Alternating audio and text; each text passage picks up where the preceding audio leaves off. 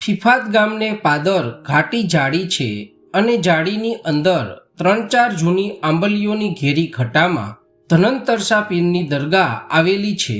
સવાર સાંજ એ સ્થળે લોબાનના ધૂપની એવી ભભક છૂટે છે કે આપોઆપ ખુદાની યાદ જાગે, વિચારો ગેબમાં રમવા માંડે. એક દિવસ સાંજ નમે છે. બુઢો મુંજાવર મુરાદશાહ એક નળિયાની અંદર દેવતા ભરી તે ઉપર લોબાન ભભરાવી રહ્યો છે. ગામમાંથી હિન્દુઓના ઠાકરની પણ આરતી સંભળાય છે. પીરો અને દેવતાઓને બહાર નીકળવાની વેળા છે. એવામાં ઓચિંતો એ જાળીમાં એક બંદૂકનો ભડાકો થયો. ધુમાડા નીકળ્યા અને કીઓ કીઓ કીઓ એવી કારમી કિકિયારી પાડતો એક રૂપાળો મોલ્લો ઉડ્યો.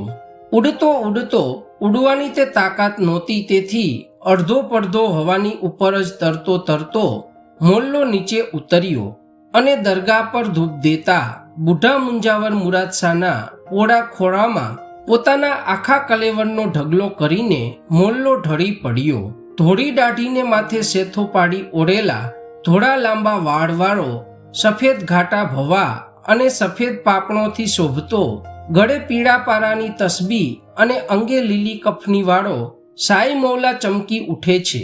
મોલ્લાના મસ્ત શરીરમાંથી ધગધગતા લોહી વડે એની લીલી કફની લાલચોળ બનવા લાગે છે ને પોતાના પ્યારા મોલ્લાના બદનને ગોદ સાથે ચાપી લઈ એની મખમલસી મુલાયમ આસમાની લાંબી ઢળી પડેલી ડોક પર હાથ ફેરવી પંપાડે છે અને છેલ્લા દમ ખેંચતા એ દેવપંખીને બેબાકડા બની પૂછે છે કે અરે અરે બચ્ચા મોતિયા, તુझे क्या हुआ?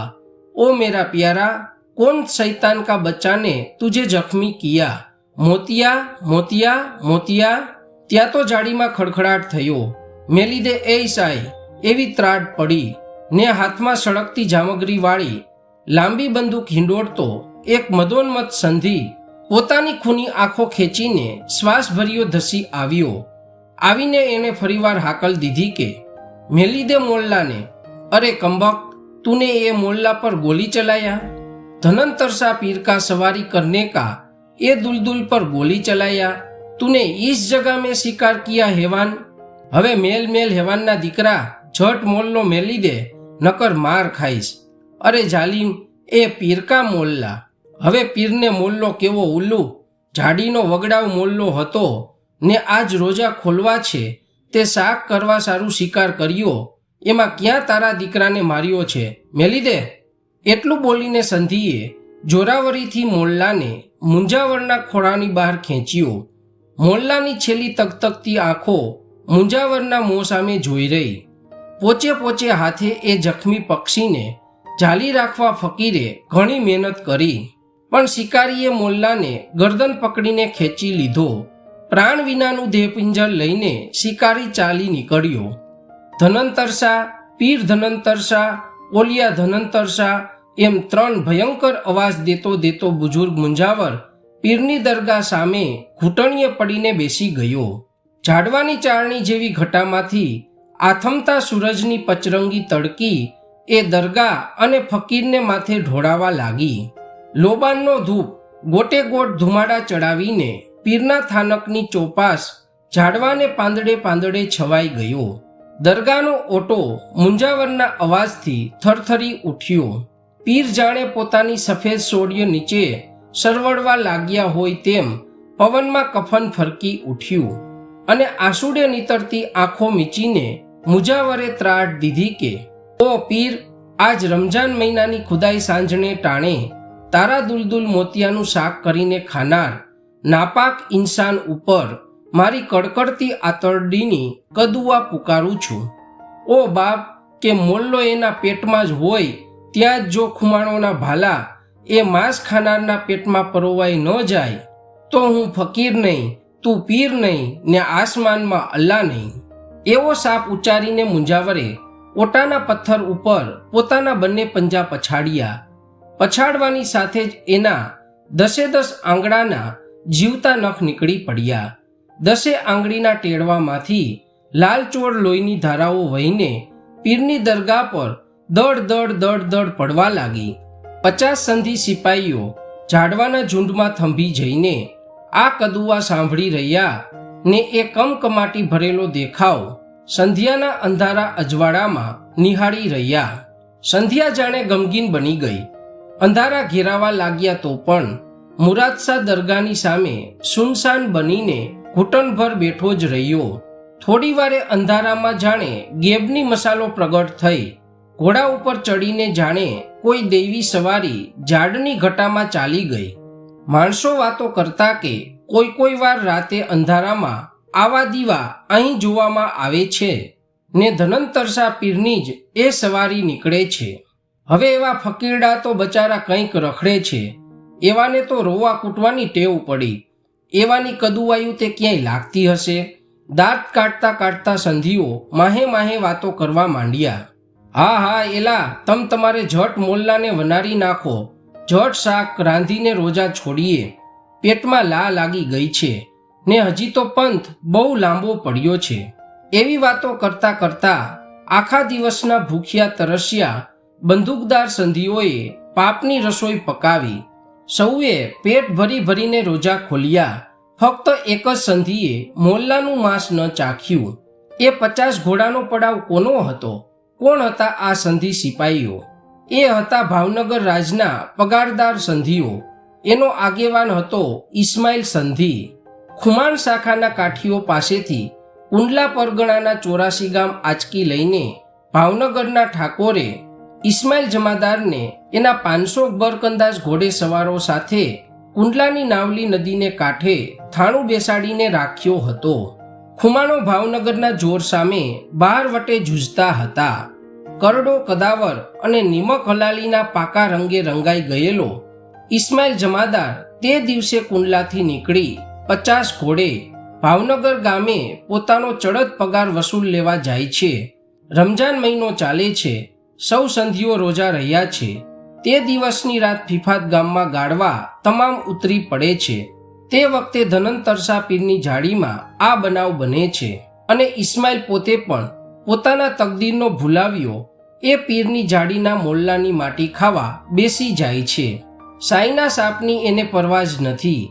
આખી રાત ફિફાત ગામમાં રહી પરોઢીએ તૈયાર થઈ જમાદાર ઇસ્માઇલ પોતાના 50 ઘોડે ચાલી નીકળ્યો. મુરાદશા મુંજાવરે ખુમાણોના ભાલા ભૂકાવાનો શાપ દીધો, પણ એને તો જરાય ઓસાણ નથી કે આસપાસ 50-25 ગામમાં ક્યાંય બારવટિયાનો પગરવ પણ હોય.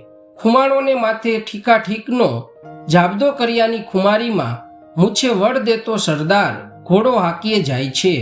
એમાં બરાબર ઘેટી આતપરના ઠાસામાં દાખલ થતાં જ મહારાજે કોર કાઢી અને સામી બાજુએ જાણે બીજો એક નાનકડો સૂરજ ઉગતો હોય એવું દેખાડતા કિરણો જેવા લાગતા 101 ભાલા જડેરાટ કરી ઉઠ્યા.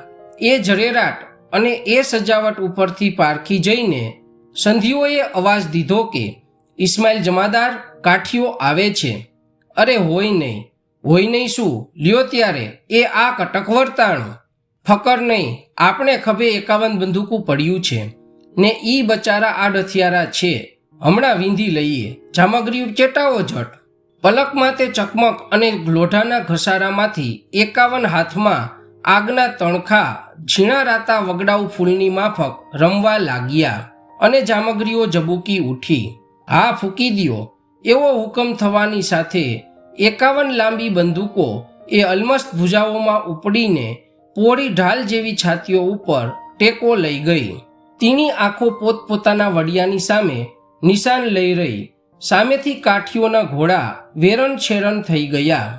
કોઈ પોતપોતાની ઘોડીઓના પેટાળે ઉતરી ગયા. કોઈએ ઘોડીઓની ગરદન આડા માથા સંતાડ્યા.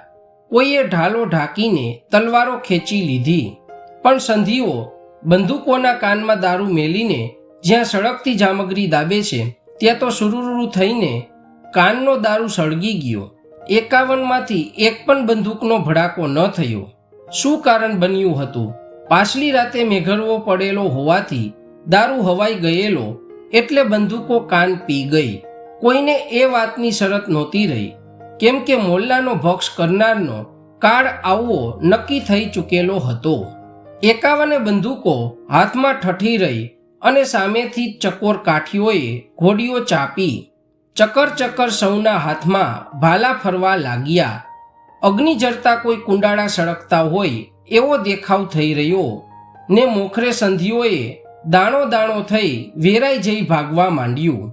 કાઠીઓએ જોયું કે હમણાં સંધિઓ હાથમાંથી ચાલ્યા જશે, ઘોડાને આંબવા નહીં આપે. પલકારામાં કાઠીઓના આગેવાનને કરામત સૂજી ગઈ. એણે હાકલ કરી કે એલા જોજો હો, જો સંધીડા ઓલા બૂટના કૂવામાં પેસી જશે ને તો આપણને મારી પાડશે હો, પછી આપણી કારી નહીં ફાવે.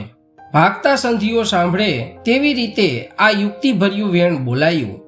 સાંભળતાની વારે જ સંધિઓના કાન ચમક્યા. સાચે સાચ જાણે બૂટના કૂવામાં દાખલ થઈ જવાથી આપણો બચાવ થઈ જશે એવી ભ્રમણામાં આંધ્રાભીત બનીને એ 51 જણાએ એક સુકાઈ ગયેલા મોટા કૂવાની કોરી ખાડમાં ઘોડા કૂદાવ્યા. ફરીવાર બંદૂકો તોડી જામગરી ચાપી, પણ કાન પી ગયેલી બંદૂક ન જ વછૂટી. કાઠીઓએ ખાડાને કાંઠે ઊભા રહીને ભાલા, બરછી તેમજ તલવારોના ઘા કરી સંધિઓનો કચરઘાણ વાળી નાખ્યો. એક હાથ એ 50 લાશો વચ્ચેથી ઊંચો થયો. એક સંધિ અણિશુદ્ધ શરીરે એ ઘોરખાનામાંથી ઊભો થયો. અરે આ શું કૌતક! આખા કટકનું ખડું થઈ ગયું ને તું એક જીવતો શું એટલું જ નહીં જોગા ખુમાણ, પણ આ દિલને માથે નજર તો કર, તારો એક ઘાય ક્યાંય ફૂટ્યો ભારત? બારવટીયો થંભીને જોઈ રહ્યો. જોગીદાસ ખુમાણ, આ 50ને માર્યા તેના તને તો જાજા રંગ, પણ તારે ભાલે બેસનાર તો મુરાદશા મુંજાવરની કદુઆ હતી. પીરનો મોલ્લો ખાનારના પેટમાં તારા ભાલા પરોવાના નક્કી થઈ ચૂક્યા હતા ને આઈ જો મેં મોલ્લો નહોતો ખાધો, મને એક પણ જખમ નથી ફૂટ્યો. ક્યાં છે મુરાદશા? આ ફિફાદની જાડીમાં ધનંતરશા પીરને થાનકે અભિમાન કર્યા વિના એના પગમાં પડી જા, જો બારવટે જશ લેવો હોય તો. જેને મુખડે પરનારી સિદ્ધ કોઈ જોગંદરની જ્યોત પથરાઈ ગઈ છે, જેની આંખોમાંથી વેરની આગ સાથે ખાનદાનીનો રંગ ઝરે છે, જેની ભ્રુકુટીમાં જીવલેન મક્કમપણાનું રામધનુષ્ય ખેંચાયેલું દિશે છે, એવો સૂરજમુખો બારવટીયો જોગીદાસ પલભર વિચાર કરી રહ્યો. એણે ઘોડી મરડી, સૌ અસવારો એની પાછળ ચાલ્યા.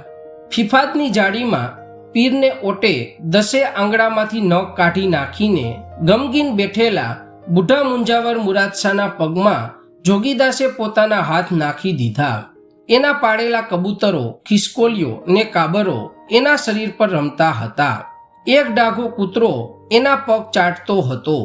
પોતાના બંને હાથ બહારવટિયાના મસ્તક પર મૂકીને મુરાદશાહે દુઆ દીધી કે જોગીદાસ બચ્ચા, પીર ધનંતરશા તારા રખવાડા કરશે.